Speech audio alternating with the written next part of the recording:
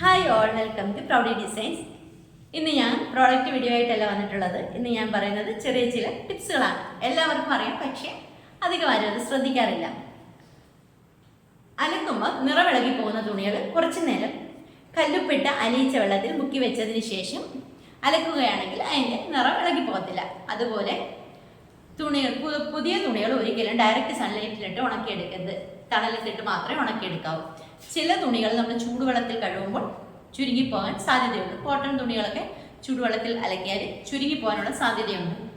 അതുപോലെ അയൺ ചെയ്ത തുണികൾ ആ ചൂടോടെ എടുത്ത് ഉപയോഗിച്ചാൽ അതിൽ പെട്ടെന്ന് ചുളിവുകൾ വീഴും. ഒരു അരമണിക്കൂർ 1 മണിക്കൂറിന് മുന്നേ അയൺ ചെയ്ത് വെച്ചതിന് ശേഷം ആ ചൂട് നിശേഷം മാറിയതിന് ശേഷം ഉപയോഗിച്ചാൽ അതിൽ പെട്ടെന്ന് ചുളിവുകൾ വീഴത്തില്ല.